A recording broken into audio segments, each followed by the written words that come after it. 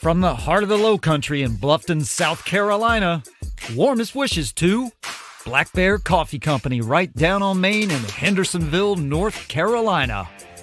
To Little Italy Pizzeria in Auburn, Alabama, War Eagle. To Hakane Sushi in Ojai, California. And to the Devil's Advocate in Edinburgh, Scotland.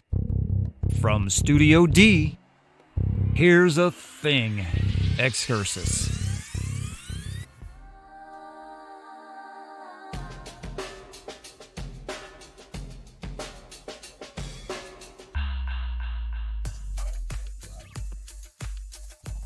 Good evening, good afternoon, good morning, good day to you. Around the globe, my friends and family, wherever and whenever you are. I hope this message finds you truly well and joyful, and that your disinfectant wipe supply is ample. I come to you ensconced in the tender embrace of Studio D. It's like my own little Narnia. Just close the closet doors behind me and disappear into a world where it's just us. You, me, and 7.9 billion other people around the globe. I sit here in the warm embrace, surrounded by a few of my favorite things.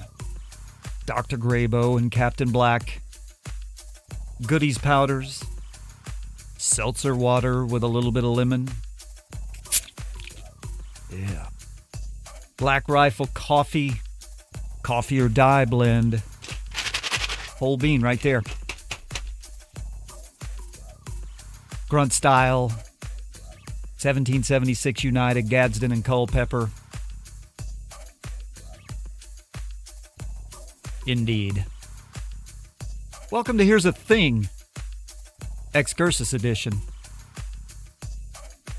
People ask, what's the purpose? What is the deal, bro? What is your podcast about? Well, it's not really about anything. There's a purpose, there's a mission, there's a philosophy. As I always say, if I didn't have a single listener, that would suck, but I don't care. That's not why I'm doing this. If I didn't have a single listener, I would still sit in here and do this, because my core philosophy includes the words read, write, think, speak. And of course, listen comes in with that, but more to the point here, when I do the live versions of Here's the Thing, that's when we listen. But right now, I can't listen. But read, write, think, speak. Reading, writing, thinking, speaking. We have a big problem in this culture, in this society, in this global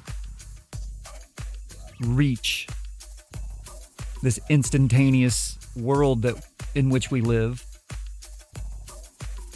where it's been made too easy. You've been conditioned to not read, write, think, and speak.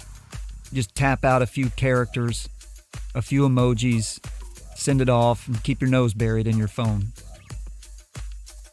Ideas don't formulate that way. Creativity does not grow that way. You have to ideate. You have to bounce it around in your brain pan. And then you have to say it. You have to speak it into existence. Say it out loud. What is the idea? It might be dumb, but no one will ever know. And if it is dumb, there might be a kernel of wisdom in there that can be expounded upon if you speak it into existence. Reading is learning. Reading is creativity. Reading is building a mental picture with the words. Write it down. Why do you forget everything? Why do you know people that never remember anything? Because writing something down is the single most critical activity to memory. Write it down.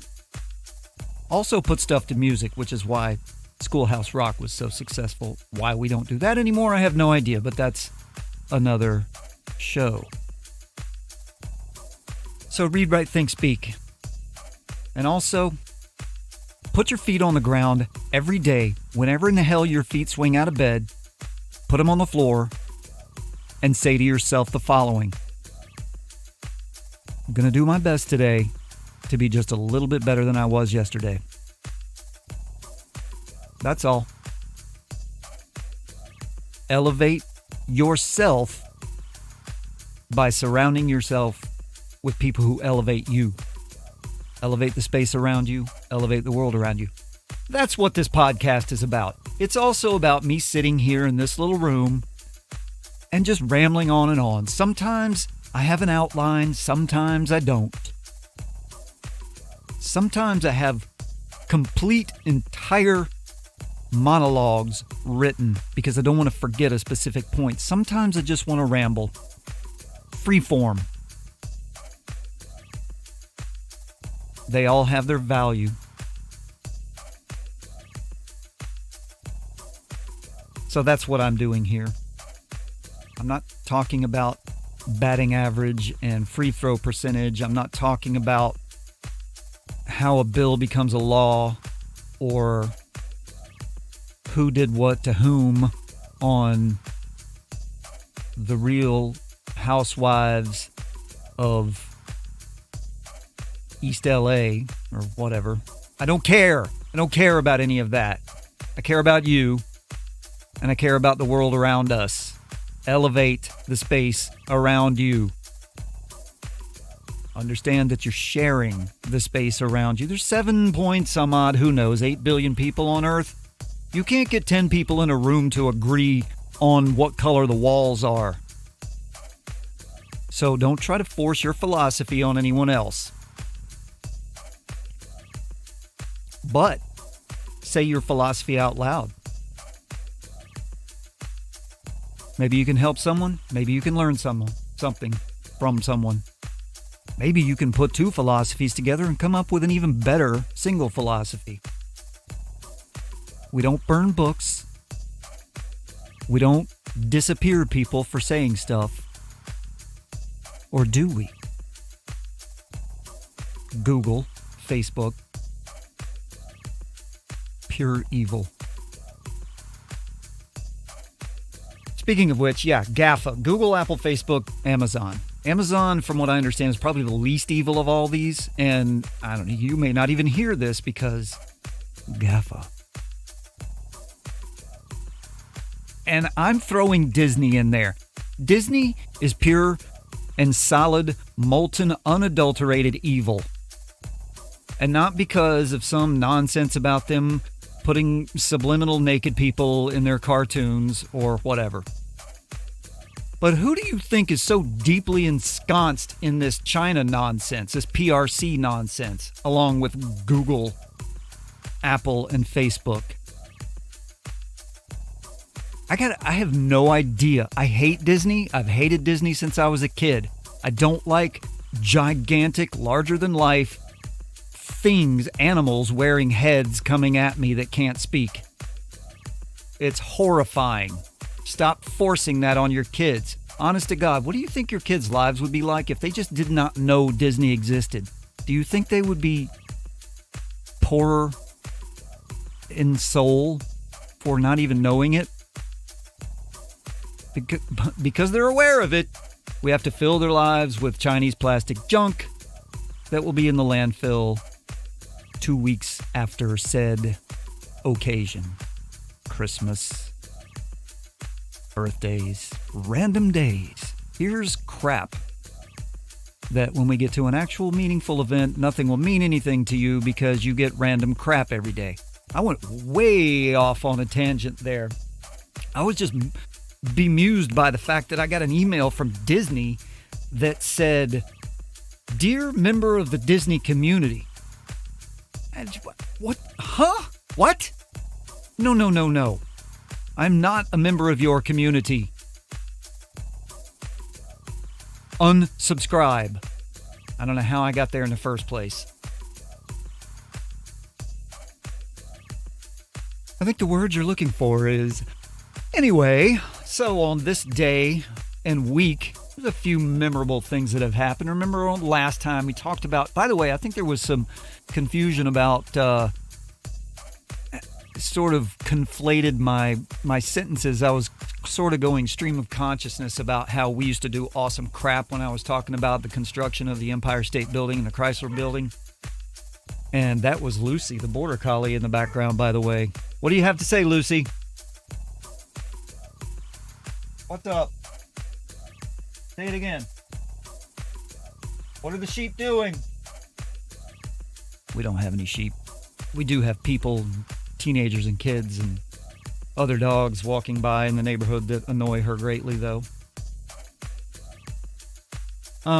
Anyway, and I think it sounded a little bit like I was saying that Evel Knievel was in the Apollo 11 mission in 1969 that went to the moon. And if you construed that from that, it's not what I meant. I'm terribly sorry. I apparently didn't punctuate my spoken sentence very well. But anyway, speaking of which, on May 5th, 1961, Alan Shepard became the first American in space aboard the craft, the little capsule known as Freedom 7. Who the hell knows what happened to Freedoms 1, 2, 3, 4, 5, and 6? But he went suborbital for 15 minutes and reached 116 miles into the atmosphere. Balls. Absolute balls. Read up. Listen, if you're under 45, read up on the space program and NASA and what it used to be. Cool stuff. Fun stuff. On the 7th of May in 1824, very nearly 200 years ago, Beethoven took the stage in Vienna to conduct the debut of his Ninth Symphony. It's the one that features Ode to Joy. You all know that. Whether you know it or not, you know it. You know? The interesting thing was he was almost completely deaf by this time. He composed and conducted a symphony with almost no hearing. People used to be awesome. Everything's a syndrome now with this COVID nonsense. Have you noticed that? Beethoven was a man whose life was music, was going deaf, composes one of the most brilliant pieces of music in history, then conducted it debuted it in front of a live crowd in Vienna. And somehow everything's a syndrome now. Everything's a syndrome. It's a very syndrome-centric culture in which we live. A global plague forces everyone inside their houses for a minute. And I have a syndrome. I'm weary of Netflix syndrome. I'm tired of petting my cat syndrome. The sky is too blue syndrome. Shut up. Shut up. God Almighty. It's like we try, or at least we used to try, some of us still try to teach the kids that complaining about crap seldom makes a difference. Now does it? Complaining about crap that you're going through that everyone else around you is going through as well is really obnoxious. So everyone's stuck inside, etc. Shut up. Suck it up, princess. Ridiculous syndromes.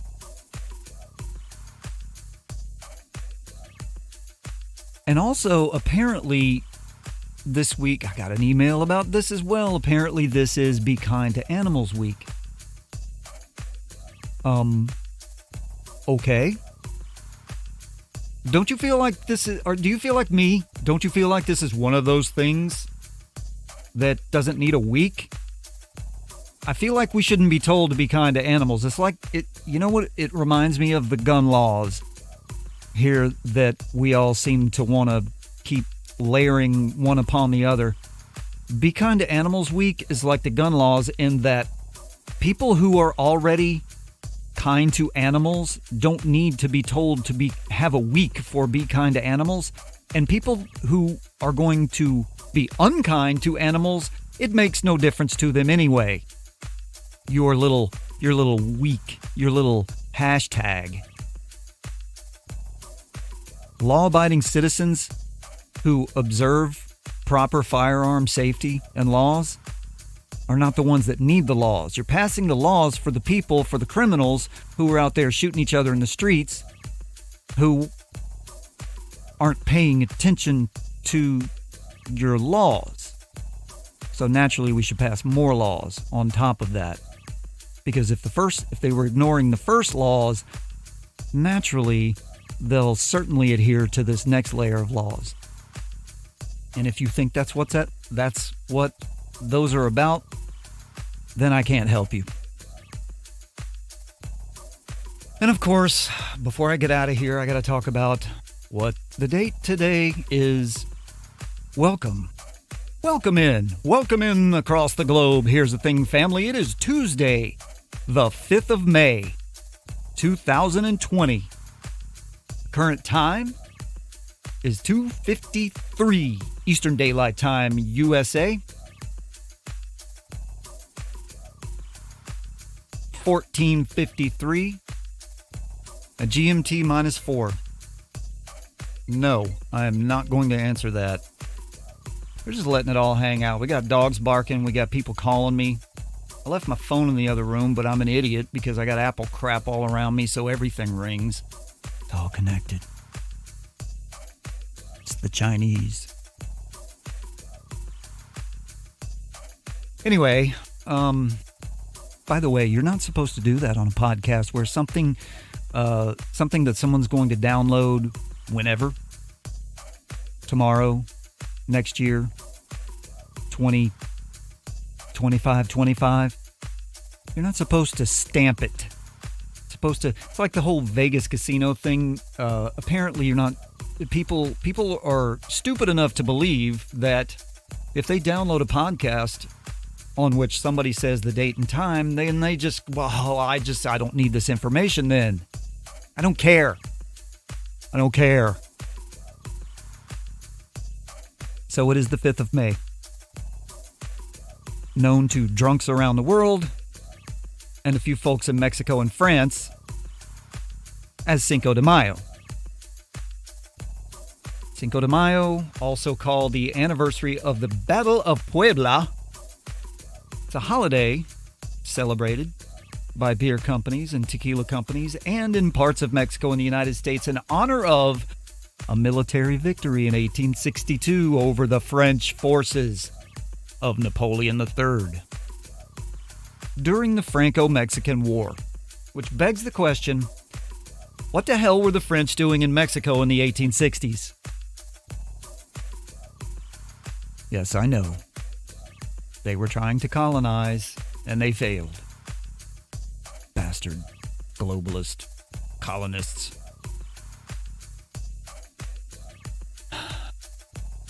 Anyway, so let's talk about today's cultural things I'd like to share. Because if we're not sharing, then just exactly what the heck are we doing together? I like to get on here every now and then and tell you about things that I like to eat and drink and consume and watch and read. So I'm going to start here today. I am a border collie parent. Isn't that adorable? You heard her barking earlier. Border Collie's the smartest dog in the world. I don't care what you say.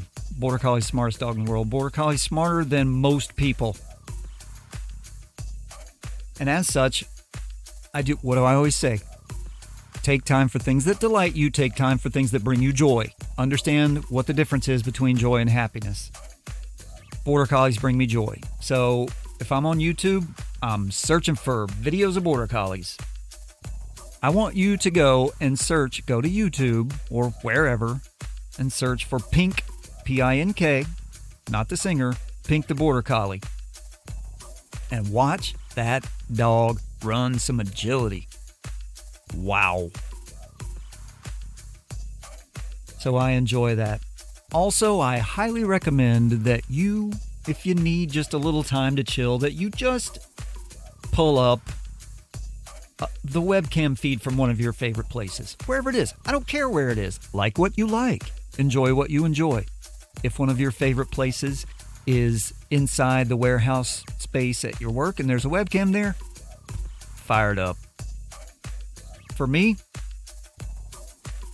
it's Auburn, Alabama. Webcams on the campus bring back pleasant memories. College and Mag, Sanford Park. And I just like to sit there and look at it. It's especially fun on football Saturdays or basketball Wednesdays and Saturdays, or a whole lot of other things that are going on now.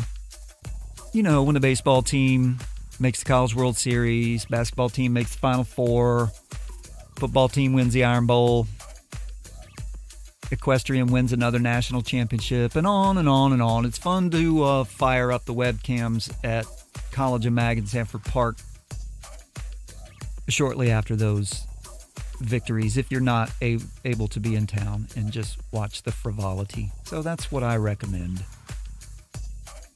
Podcasts I'm listening to. I have one correction to make. When I plugged Tides of History last time, I inadvertently mentioned Scott Rank as the host, and he is not. Patrick Wyman is the host of Tides of History. Scott Rank is the host of History Unplugged, which I will recommend today. Pretty cool stuff. Just did one recently that hits very close to home here about the Hunley, the Confederate submarine that sank in, I believe, 1864 off in the waters off Charleston Harbor. But anyway, look that one up. And also another podcast that I listen to just about every day. It's called Before Breakfast. It's hosted by Laura Vanderkam. And it's usually about 5, 6, 7, 8 minutes each day, and it's all about time management. And there aren't any of us that can't use a little bit of help with that.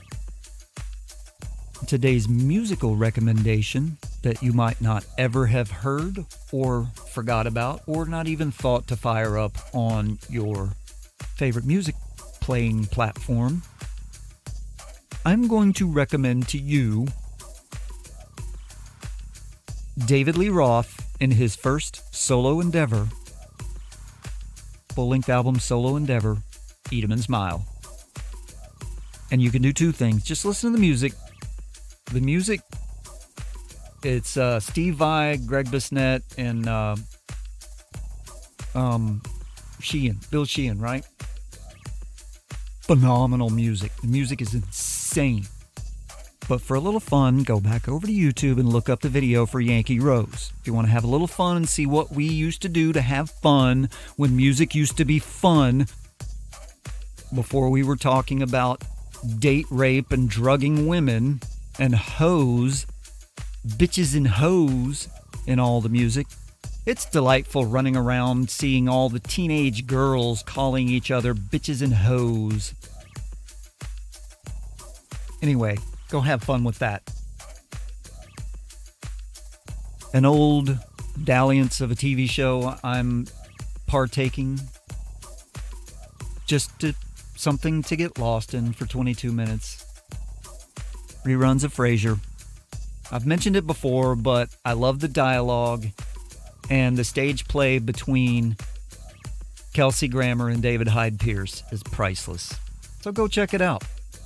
I am currently reading, I love international spy intrigue novels for some escapism. I read a lot of history, a lot of non-fiction, geographical history, military history type books. But when I like to escape into fiction, I love to go the spy, intrigue, international, mystery, thriller genre. And right now I'm reading the first in a series. I'm reading Orphan X by Greg Hurwitz. It's kind of like if you like Clancy, Mark Rainey, the Gray Man stuff, you'll like it. You'll enjoy it. Also, it's kind of like, the David Rivers series. I finished that. If you want to be just have your mind blown, if you're a veteran, if you served, or if you have veterans in your family, or if you've been surrounded by that whole thing over the last 20 years or so, you need to read the David Rivers series by Jason Casper. It is off the chain. It is, Jason Casper, I wasn't ready for this. I don't have it. I want to say he's a retired Green or an ex-Green Beret or something like that. He was, I think, SF in some capacity or another, and I could be totally misstating that, but he's a veteran. I believe he was an officer. He could have been a SEAL. He could have been SF, the unit. I don't know. But anyway, he's the author, and it is bananas what goes on throughout this series. And if you want to have fun, if you can engage in a little the exercise of disbelief, disengage from reality with some cool crap going on, then read that series. And it reminded me also, one of the best novels I've read in a very, very long time, in that same, as I mentioned, the Orphan X, in that same international spy thriller, sort of military adjacent intrigue, I Am Pilgrim by Terry Hayes. Came out in 2013. That's one of the best novels. I mean, that blew me away. It was so well written. The dude's a screenwriter, and I believe that was his first novel after being a screenwriter for a long, long time. So I highly recommend that if you enjoy that genre. If you don't, fantastic. We'll figure something else out. So in the cultural moment, hey, when can I say something to these people? Cultural moment of the week. I was at Publix the other day. It's a grocery store. I know we have people all around the globe listening, so if you don't have a Publix in your neck of the woods, Publix is a grocery store. And we love Publix. My family loves Publix. We love their philosophy and the way they have the employee to ownership track and just the entire way they do business. So we love patronizing Publix. Anyway, with the COVID thing, when this first started and everybody was trying to figure stuff out and keep people sort of away from each other, obviously grocery stores have to be open because people have to eat and buy. Well, we'd like to buy toilet paper, but we can't. That's another story. But anyway, so all of these places with aisles, places where you go up and down aisles to shop, were putting using like electrical tape or duct tape. They were putting X's and arrows on the floor, like arrow go this way, X do not go this way. So you snake up and down the aisle. Keeps the cross traffic down and all that. And when it comes to ancillary benefits to a plague, this is one that I'm all about. So now Publix has permanent big stickers on the floors of the aisles. And I am so stoked about this because you will go up the aisles and inadvertently Gert will be there standing in the middle, blocking the entire aisle with her buggy and her body in the middle, looking at her, trying to figure out what flavor of that yogurt that makes old ladies poo, what she wants there. And in the meantime, 26 people have backed up because she's blocking the entire aisle instead of being spatially aware. Write that down, everyone, spatial awareness. Instead of being spatially aware and understanding that people are all around her, she does not perceive that she's an obstacle and does not move over to one side.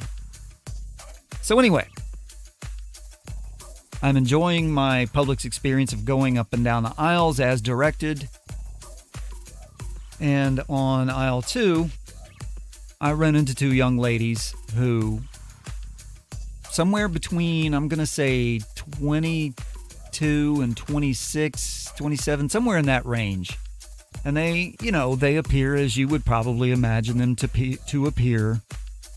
Young ladies in their little cutoffs with the pockets hanging out and, hair pulled up and their sports bras and yoga pants and whatnot. Completely oblivious. They're buying their wine coolers and their organically sourced free-range quinoa. So they're paying lots of attention to that, and they're paying no attention to the thing that everybody else is observing, which is the directional signs on the aisles. So as they basically run me off the road, coming up the aisle with their noses down in their phones, I sigh, and I say, okay, I'm a polite Southern boy, and I move on. So I snake up and down a few more aisles, and there they are again, coming the wrong way down the frozen foods aisle. And everybody has to get out of their way, and they don't care. Okay. I snake up and down 2 or 3 more aisles, and you guessed it. There they are again for the 3rd time, coming down the wrong aisle. I'm pretty sure that they just snaked their way up and down the aisles the wrong way the whole time. Now, is this going to cause the world to tilt off its axis? No. There's nothing more annoying than someone, when a situation is boiling up to a head, where something needs to be said, where someone pipes in and goes, chill, just take a deep breath. It doesn't mean anything. Well, yeah, no, these 2 girls doing this does not mean really much of anything in the grand scheme of the universe. However, when 900,000 people do it, and the entire point of the exercise, which is to keep people out of each other's space, when at some point way back at the beginning, way back at point 0, the singularity, someone could have said, young ladies, I don't mean to be a bother, but Publix has put down these signs to keep us from bumping into each other and keep us socially distant while we're going through this plague. I know it might seem like a little much, but we would all appreciate it if you'd pay attention to that. So at what point, my question to you, here's the thing, family, is at what point do I say that? Now, my delivery, as I'm reminded by my 16-year-old daughter, can be a little brusque, a little salty. And I know there is such a thing as tact,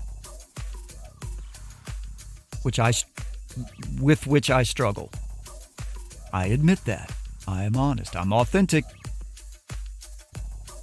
But something needs to be said. Do you feel something needs to be said?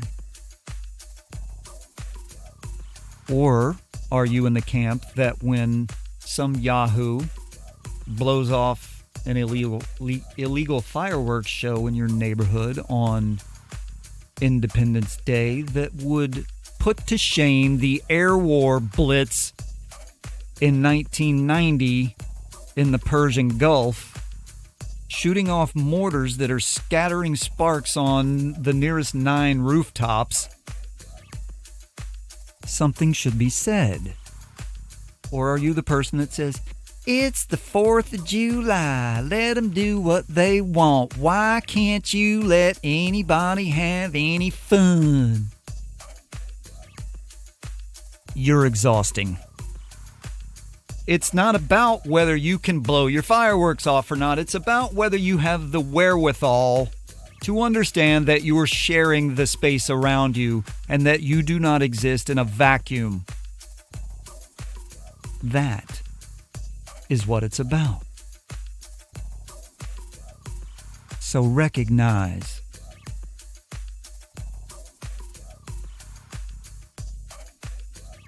I'm going to bring it into port right there.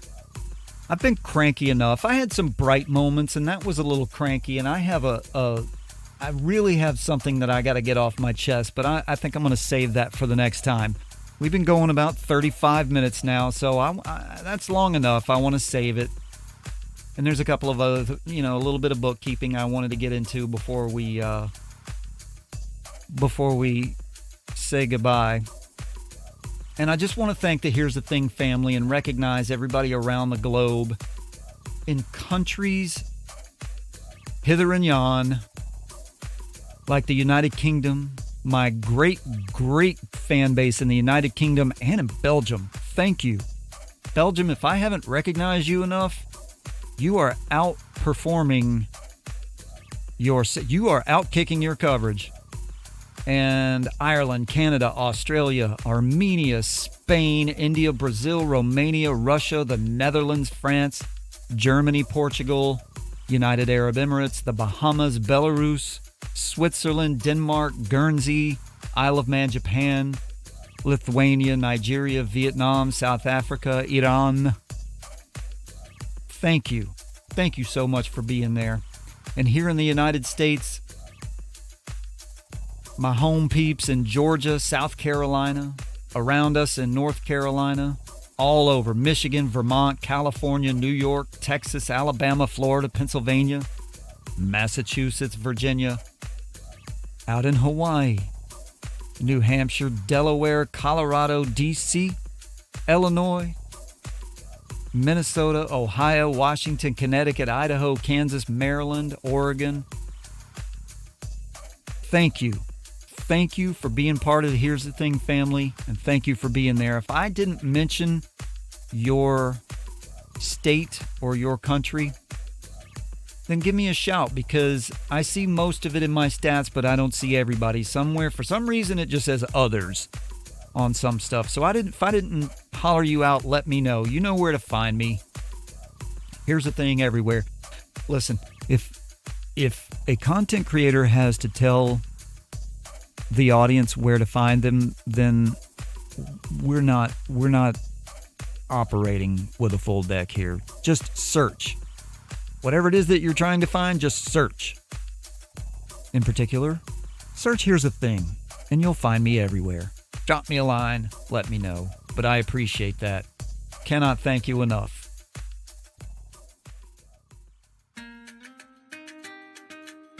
Well, that's enough triviality for now. Here's to a joyful afternoon, evening, morning, and a very good day to each and every one of you, whenever you are and wherever you are. Here's the Thing can be found. Well, you know where to find it. Just search everywhere for Here's the Thing.